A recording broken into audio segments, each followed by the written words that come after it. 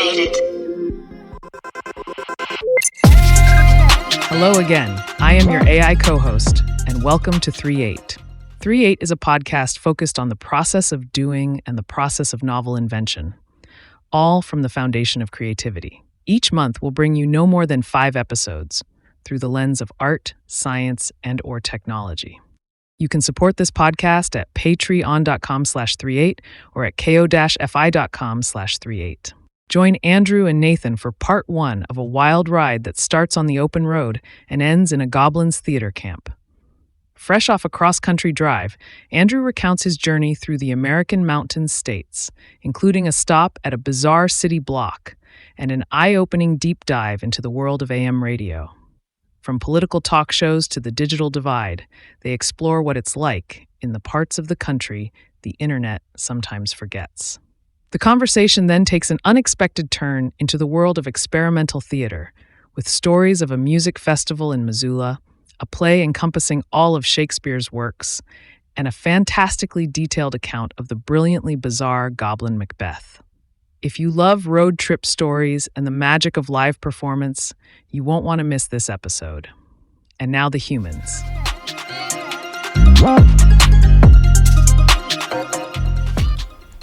We're live. Hello. Yeah, we're back. I know, right? Although, what's our backlog for publication? I was actually going to talk about that. I think there's like maybe 2 or 3 left. Oh, okay. Because we didn't meet last week, I think. Yeah. I was traveling across the country. Yeah. I should talk about that. I know we were going to talk about something else, but I kind of want to talk about that. I know you feel free. I got to listen to AM radio in the mountain states. Oh, okay. Yeah. Okay. That's right. I was like, where did you travel to? I know you sent me a message. You went you were in the middle of nowhere. oh my God. I should read that one if I can find it, because it was one of the most bonkers places. Where was it? It's so weird that I don't even remember. Like, it stood out to me, but I don't even remember exactly what it was. It was something about some barbecue place next to... all I remember was the barbecue for some reason. No, I know. I sent it to someone else too. I might cut some of this out, but... Gun store next to the escape room, next to the model train store, next to the boutique barbecue, next to the Nepali food.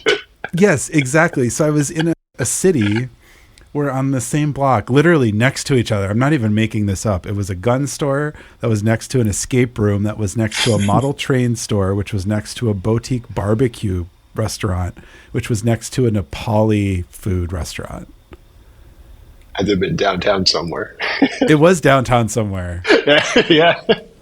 But it was weird. I've been some weird places, and I don't know. I had Nepali. It was good, but I don't know if I want to disclose it because I'm like shitting all over it. But like, it was definitely an interesting combination of places in the same proximity. Oh, it was weird. I've never seen anything like it, and it was. Maybe I'll in the show notes. Right. Maybe I'll put a clue in the show notes or something.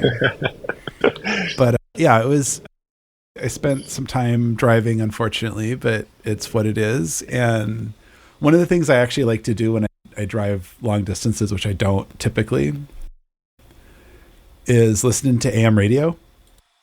Mm-hmm. It's one of America's like only pastimes left that's like as old as AM radio.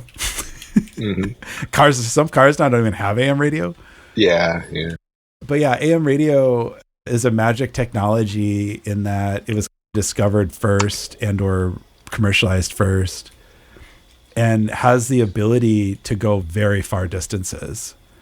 And when you're trying to cover the United States, like I believe you can do it in 3 transmissions. So it's like coast to coast AM radio used to be a big thing. They'd shoot a signal at the ionosphere. I think that gets you about a third of the way across the United States with a reasonable, like intelligible listen. And then they would have a repeater somewhere in the middle that would then shoot it to the West Coast. And there might be some other stuff in there, but it's a magic technology because you can transmit pretty clear sound for a very long distance. And It doesn't have problems with mountains and trees. Like, it'll get affected, but you get that fuzziness, but it's still, you can listen to it. So anyway, it's still around. It's still very real. And it was just absolutely bonkers to be in places where that is still probably the reliable single method of transmission of information. Right? Because you might have satellite. You might have satellite radio or satellite TV or satellite internet now is a thing, but most people in those areas probably don't have that. And if you do, it's probably pretty limited still. The 4 genres were political, news talk, in quotes, news, quote, but political, religious, pretty much all Christian. I was waiting for it. That's one segment. They've got a good section of the the airway space. Baseball. Okay. Probably because it's baseball season. I'm assuming just sports, but it's baseball sports season. In general. And then FM rebroadcast. Oh, yeah. Interesting. So this is really interesting. FM has a much shorter distance. And so what I saw is that in the larger cities or the cities where there was a bigger population, the FM transmission would be out of that city, and then you get 20 miles down the road or whatever, and the transmission starts to go to, but then they'd have like an AM equivalent a lot of times. So I'm like listening to like pop music on the good old AM radio when I'm searching for stuff to listen to. It was just a really cool but weird experience. I wonder who wins out those AM bands for the FM space, because it's like you got to imagine it's got to be the big FM stations in the larger vicinities that are trying to get and it's possible too that it's the small stations that are still somehow local and have maintained, and then they just got on an FM license or they got picked up by an affiliate. The ones that just lived through it all and because in a lot of these, like I was in like Montana, Wyoming, like Colorado, like those areas, like time is paused. It's wow. It just works, right? I noticed prices of stuff are starting to get a little bit more expensive, but compared to the West Coast or whatever where I live, has literally doubled in 5 years, almost everything. Like we've talked about this before. And not even joking, like there's a restaurant that I've eaten at for the last, 8 years on and off. And the price from when I started to now is literally doubled. Wow. Good for them for being around that long though. I know. No, it's awesome. And they have really good food, but that's just how stuff is now. And in what people call the flyover states, which is a little pejorative, is starting to, I think, catch up now. But a lot of these places, it's like you're born in the area and you get a job and they're self-containing, or I guess you leave, maybe go get a job somewhere else, but they're relatively self-sufficient. The small towns have all of the things. You have your little corner store, you have coffee, you have grocery, and nothing is like extravagant, but it all functions. And so radio is like right in there. And it was, I don't know, maybe TV is too. I didn't have a TV in the car, obviously, but it was really bonkers. I was listening to a lot of the news talk stuff, trying to get a pulse on what is the news sources for people who like maybe this is their only one or it's the preferred one because they're in the car driving and they don't have satellite internet in their car or whatever. And it was very unipolitical. It was all pretty much conservative, and I would call MAGA its own political flavor now. Like a lot of conservative people are not necessarily MAGA people, and MAGA seems to be this kind of new political philosophy. It was interesting because there was some conservative radio who were talking out against it was driving during the bill, the big spending bill. Yeah, the big beautiful bill. Yeah, big beautiful bill. I refuse to say that, but it was. I'm not going to fuck with the branding. They spend a fuck ton of money and they are robbing the young people of this country to pay for old people to do stuff. That's what it is. It's not political. That's exactly what it is. They borrowed a fuck ton of money when they said they weren't, and they cut a bunch of programs in the process, and people like me get a tax cut who don't need it. And the people in the future have to pay it off. Trying to figure out, I don't know what that'll be, but I'm going to figure out how to redistribute that to the community, even though that's fake. Like redistribution of wealth doesn't happen. Reaganomics is stupid, but I am trying to make a point to, I don't need it. Yeah. But anyway, Yeah, so it was around the bill time, and so a lot of the stations were, of course, pro-bill, pro-Trump, pro-Republican. There are some conservative stations, though, who are like, they're spending out of control, and we can't do this. And I think of them like the Rand Paul Republicans, like he was one of the only people who was really like against it. And it used to be like the Conservative Party or the Republican Party was anti-borrowing money. That's flipped. Yeah, or anti-spending money too. Like they don't want to spend it either. But whatever, that's the politics. And now it's completely flipped, and they just lie about it. I don't know what else to say. A lot of the stations were trying to push some kind of narrative, explain away the bill, and I think maybe to clarify this too, like I saw a tax breakdown, and people like up to 50,000 in taxes are going to end up getting $100 back on average. And then people in the next tax bracket, which I think was up to 60 or 80,000, we're going to lose like a couple $100 in taxes. And then people in that like 100,000 plus, we're going to get thousands of dollars back. And like the most that people would be getting back was like $250,000 in tax rebate. Wow. And so the bottom percentage of people, arguably the people who would benefit the most from money back, are not getting money back or getting a tiny bit. Like I don't think $100 makes a huge difference in your life in a tax rebate. Like maybe it helps you pay a bill or something, but you're not changing your life and you're not changing your circumstance. And there's a lot of politics, I suppose, in that statement too, but I'm for helping people. But if I would much rather give those people thousands of dollars back or subsidize them based on my tax payment, which is socialism, which is what this bill is actually doing. It's just giving socialism to the people who already have the money, which is really fucked up. Yeah. So anyway, so I listened to a lot of that for a few hours, and I couldn't after a while. I think my views are pretty clear on that, but it's a really fucked bill. I was going to say, given your strong opinions, I wouldn't have expected you to listen to more than 5 minutes. No, but I very much believe in trying to understand how people are thinking or why they're thinking in the ways they do. And I wanted to kind of experiment. I was a little curious, bored. I can only listen to so many podcasts and music too when I'm driving. And if that's the only information that you have, then you probably think it's great. Yeah. And that's what I reasoned. And a lot of people aren't going to seek divergent opinions out, period. And maybe they don't have the ability to, or they go to the library once a month to surf the internet to do, or shop Amazon or whatever it is people do. But there's a lot of people in this country who don't have the internet or don't care to use it. And as someone who literally works on computers for 29 hours a day, it's really weird to me that world exists in this country, let alone in the rest of the world, but only half the world has access, right? I like being kind of thrown out of my bubble. Like I like the internet, don't get me wrong. And it's like how I make money and stuff, but it was a really different frame to be in. And honestly, I'm not having the constant feed of information, crazy. And like internet along major interstates and major highways still pretty good, but there are parts of the country, like I drove for 3.5 hours and I had cell phone service on and off, but it was super intermittent. And there's places in this country who still don't have cell phone service. For a lot of people, they can't imagine, or they're like, oh, I went in a basement and now I have to walk outside. It's like, no, you walk outside, there's no service either. It was weird. Yeah, it was a weird time.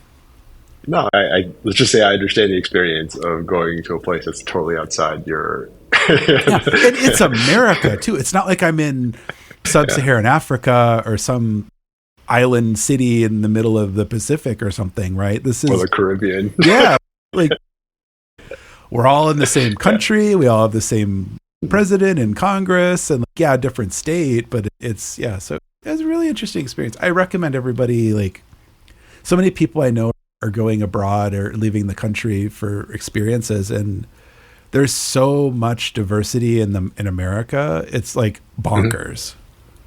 Yeah. And I really recommend. I think it's worth doing both. Yeah. Yeah. It's worth you got to get out of the country for sure. But I know so many people have like never been to like Montana. Yeah. I think that's the thing with a lot of Americans is sort of stay in a certain area in the U.S. And then they go somewhere else. But Yeah. Montana's fine. There's probably a lot of political disagreements with me and a lot of people there, but like that's okay. I'm okay with that. They're probably not, but I'm okay with that. And I'll say like Missoula, Montana is a little college town. It's awesome. Missoula? No one thinks about it. And I know killed by a lot of California people moved there over COVID, so it's like dying. Really? Yeah. No, a lot of tech people. It's weird. I don't know why. I guess it had a reputation for like liberal city or something. And but wow. This is 30,000 people town. It's now bonkers with tech money. But like before, I was there before all this happened, and it was a cool little town. It just quirky little college town, right? Like, yeah, you have an international airport you can fly in pretty easily. Go, and then they're right out of Glacier. It's like a couple hours up the road. So if you're into like outdoor stuff, it's kind of like the stop before you get into. I think there might be an airport up in Glacier, but it's like regional and really expensive. I see. Yeah. Was that your reasoning for going to that in Montana? Like what? No, Why it was drive-through country. Exactly. Why did you make a pit stop or something? Yeah, it was on the road, and like I said, I like the city. It's a cool little city, and it was on the way back, and they happened to be having a music festival at the time. Shout out Zoo Fest. Okay. First inaugural. Yeah, so I was at the first inaugural Zoo Fest. I did not get a shirt because they were sold out, but now it's on record. It was cool. Yeah, they had, I don't know, 25, 30 bands over a couple days. 4th of July weekend at the fairgrounds. They had a couple stages. Ton of people. I was really shocked at the amount of people. There's thousands of people. I've never heard of this festival. Oh, it's first time. Zoo Fest. It was the first. But was it the only time? Or Yeah, no, this is the first and only time they've had it. So I don't know. I hope they do it next year. Yeah, it was the inaugural. You're talking to somebody who been to the first Zoo Fest. Oh, wow, I'm so honored. I have no idea what that means, man. Yeah, so I know. So it's just like, I honestly would not have traveled to go to it, but like it just happened to be because I was driving through and I was like, Missoula's a big town. I haven't been there for a while. It'd be fun to check in on that. And I was like, I should see if there's something going on while I'm there, because every town has something going on. And I ended up finding this somehow, and I think it was like Chamber of Commerce or something, right? And like I was like, oh fuck it, I'll go. It's fun. That too. Chamber of Commerce. Shout out to Zoo Fest. So I bought tickets for Saturday, or I thought I bought tickets for Saturday. Turns out I had bought tickets for Friday. So I show up on Saturday to go to a couple bands, and I was like in the app, and it wasn't showing me the ticket. I was like, what the fuck? I know I bought tickets. So I found them in the expired passes section of my iPhone. I was like, what? I know I bought these for Saturday, and I'm very confident that I did. Their ordering site was a little bit screwy when I ordered. So they like were sold out of a lot of stuff. I just happened to get kind of tickets last minute too, which also was part of the kind of thing. Anyway, so I get there. I'm like, I'll go up to the nice person at the like ticket table or whatever, and I explained to them. I was like, I came from out of town. Like, I bought this for Saturday, and that's obviously Saturday, and I didn't scan the ticket on Friday because I wasn't there. I was in a whole different state. And she's like, let me talk to the manager or whatever. And the manager like was like, yeah, we'll swap it over. So it was really cool of them to do that. And most music festivals would tie it off. Yeah. I don't think they had any tickets left for sale either. Otherwise, I probably would have just bought new tickets. But been there, right? Yeah. So shout out to Zoo Fest. Check it out next year if they have it. I don't know what the website is. I'll try to remember to plug it, or I'm working on the AI to just pull this stuff out of the music or this text. But anyway, that was a really long story of what Andrew's been up to for the last week. I'm just looking at the band list now. I don't think I've heard of any of these. It's such a weird list of bands too. It was like good. Don't get me wrong, but it, like Modest Mouse is like a pretty big name indie band from a while ago. I know of Modest Mouse. Yeah, they did have like this one hit. Yeah, and they were like not even headlining. It was bizarre. Yeah, I've never heard of it. Yeah, check out Zoo Fest next year, folks. Montana, Missoula. Wonderful people. But yeah, it's still got that like small town vibe, but it's like really kind of worldly because there's a lot of people who come in from all over the world to go hiking or just hang out. So it's one of those weird little mountain towns that's just charming and doesn't try to be anything that it's not. Yeah, I wonder, did people just stumble in that?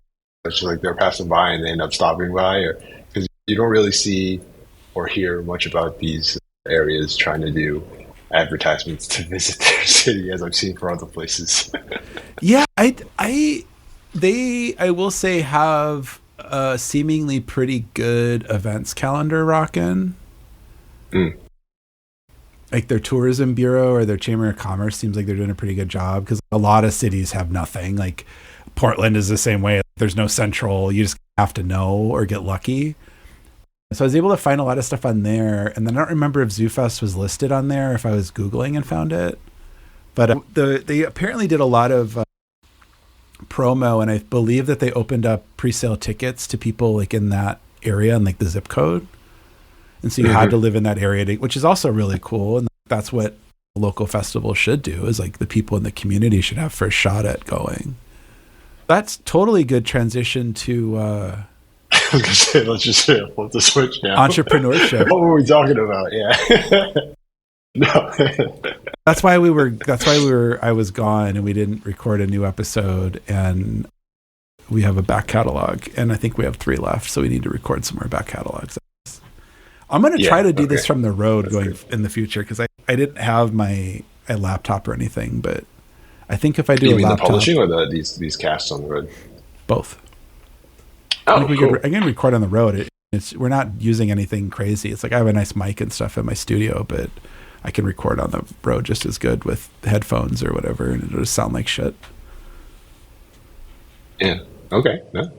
Sounds good to me. And that reminds me, I'm going to be out next Friday. I'll have a story from that too. That'll be a fun story. You already know that you have a story in the future? Yeah, I'm going to a performance called The Entirety of William Shakespeare, or The Entire Works of William Shakespeare. And so it's as it sounds.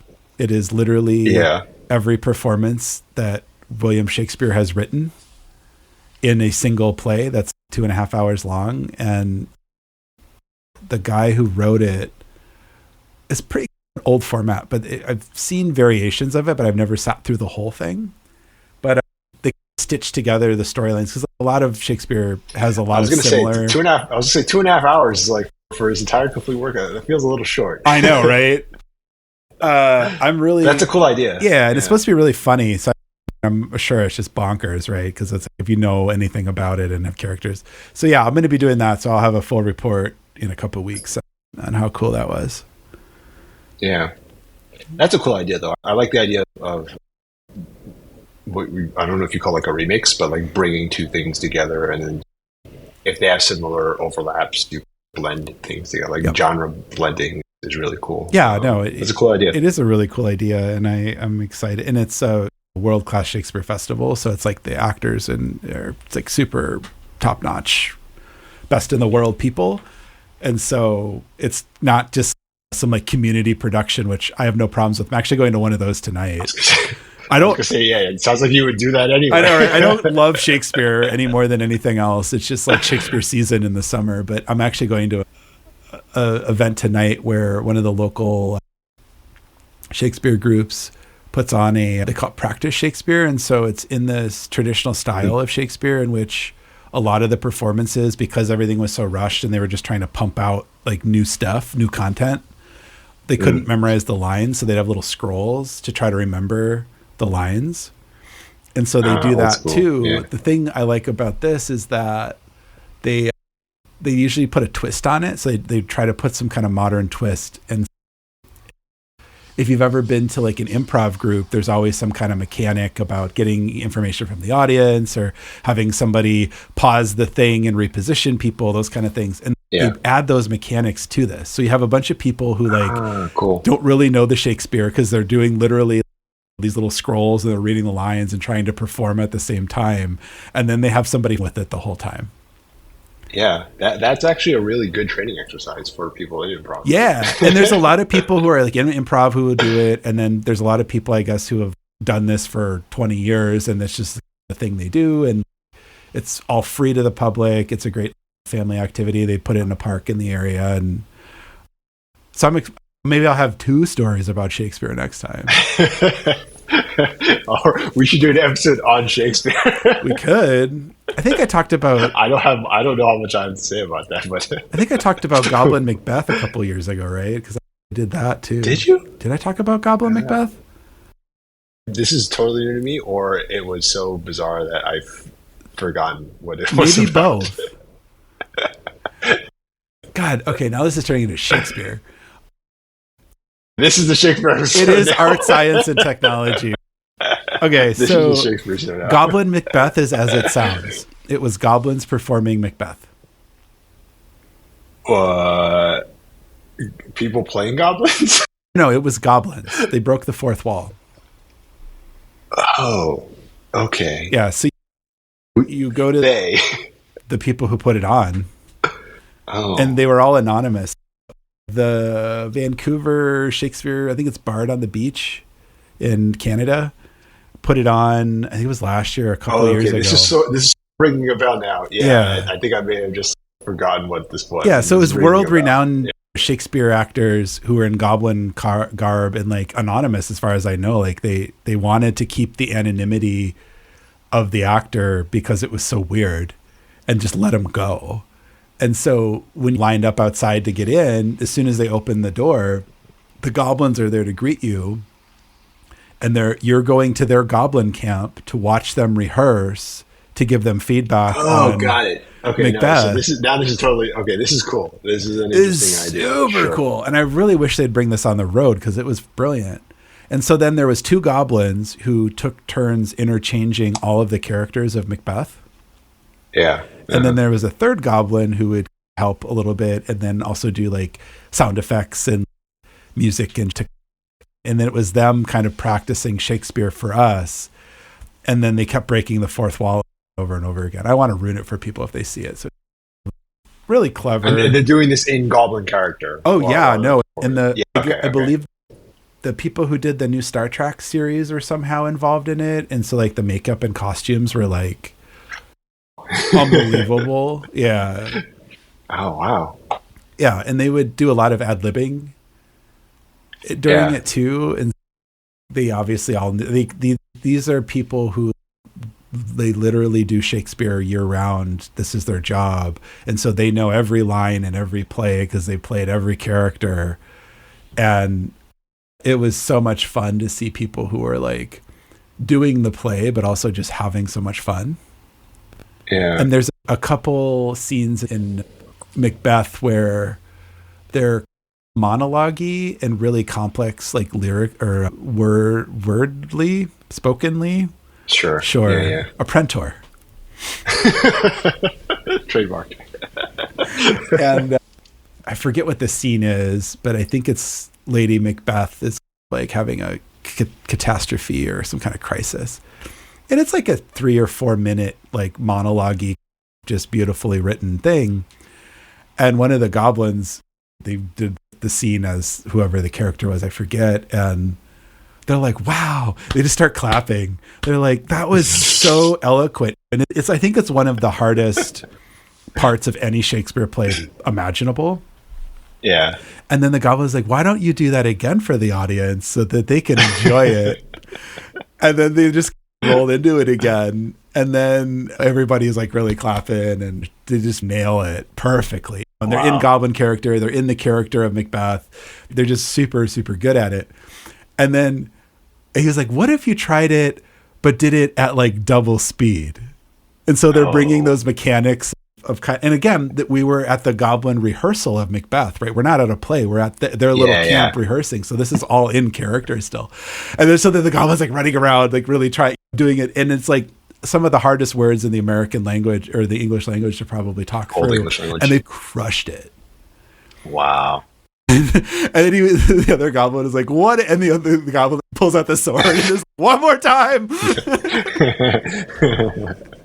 And I wanted to go to it again because I wanted to see how much of it was ad lib, and it was sold out. I was lucky to get a seat to begin with. Anyway, so go to Shakespeare.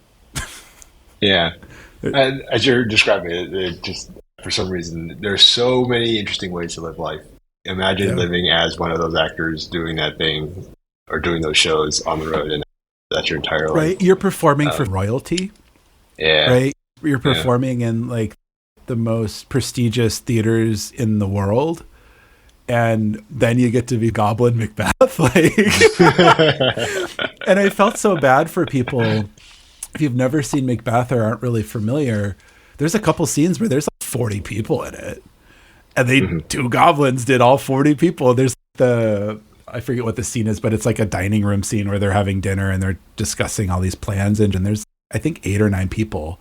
And it's a pretty complicated scene because there's a lot, they're like discussing and there's a lot of people giving input.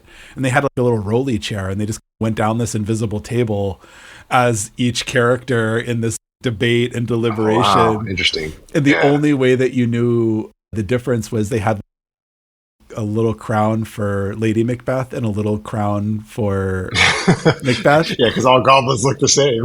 Right? They covered that in the goblin discrimination from the humans. It was really funny. And they're like, you just think Tolkien had it all right, don't you? You didn't have a clue about goblins. And then they go on this little dissertation before. It was really good. Anyway, go see it. If they ever bring it back, see it. I hope if you're listening and you did it, please bring it on the road because everyone in the world needs to see Goblin Macbeth. That's cool. I like the ideas that people could come up with, and it's like a blend of culture. Oh yeah, and that whole stuff, right? Yeah. Was this a show that you're sitting down and watching all of this, or are you like closer and have the ability to focus on different parts, or is this more like a traditional kind of play thing? It was black boxy. So cool. It wasn't a black box. We were at Goblin Camp. And I was in a tent. That's why I thought I had the sense, like breaking the fourth wall. Yeah, really, and I was in a tent because Bard on the Beach is on the beach and it's in a giant field. And so they've set up tents everywhere. And then it was like a horseshoe setup.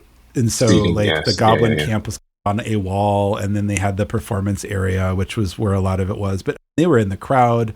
I was part of the invading army. And I was killed by a goblin.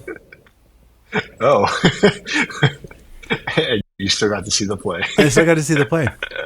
Yeah, because there's the scene where they rally the troops to, I think they try to go kill McDougal or something. I don't remember enough about Macbeth. And the whole first row, and I happened to be in the first row, was conscripted. And so we're gonna go around the entire, and it was, I don't know how many people were sitting in the first row, probably like 60. It was like an uncomfortable amount of people. And so you're like, they're gonna just do a couple and move on. No, we did literally everyone. Yeah, so we all had to practice our death scream. Dude, they trained us. Can we hear yours? Can you perform on this spot? I need a goblin coach. But the first one, they went to some woman, she's sitting there and she's like, I'm not doing this. And he's the goblin, I guess they're non-gendered goblins. That was important. Of course. The goblin was like, it's going to be really awkward because we're just going to sit here until you agree. And he's like, if you don't want to participate, that's cool. We're not going to force you, but then you're going to have to leave. Yeah. And I was just like, holy I guess we're doing it. And they were really good natured, but not everybody's comfortable. And I've talked about this on the podcast before too, but it's like, if you're not into arts and performance, and get out and do it. In most performances, they're not going to make you participate. It was a little unusual, and it was all in good fun. And I think everyone had a good time, but being the first person in the line of 60 people is probably really intimidating, especially when you're not expecting it. I don't think anybody was expecting it. And so they're like trying to coach her on the death scream thing, and she doesn't get it. And one of them was like, when we stab you, you scream, we stabbed you. Do you get it? And she was like, oh yeah. He's like, don't worry, we're not really going to stab you that hard. And so then they did, or it's blunt. Yeah, and they had like real looking sabers for some of the sword fighting, but they had this kind of foam, like it was clearly like not real. It wasn't going to hurt you. And they tap you on the shoulder, and so they tap her on the shoulder, and she's like, the whole everybody laughs, and the goblins. Okay, excuse me. No. Oh, no. Excuse me? They're like, we are putting on a world-class performance of Macbeth for you, and that's all you got? And then she's like bright red, right? I hope she was a plant. I don't think she was. And then I didn't even consider that. Yeah. And then they hit her again, and then she just blood curdle screams, and the goblins are like grabbing their ears, and they're like, they were just stunned and shocked. And then I don't remember, they said something smart ass about it. It was, I don't know, it was a really good time. All right, no, we're so off track. I've been off track all day. For anyone listening who works with me, like, they know, but yeah, it's just been anyway. What have you been up to? That was good. It's like the mock radio hour, right? No trademark infringement. Tune in next week for part 2, where Andrew and Nathan get back to business discussing breaking through entrepreneurship challenges. Thanks for listening. You can find us at 3reate.com. It's like the word create, but with a 3 instead of the C. As always, we encourage you to listen, watch, do. We'll see you next time. You can support this podcast at patreon.com/3reate or at ko-fi.com/3reate. Thanks for listening.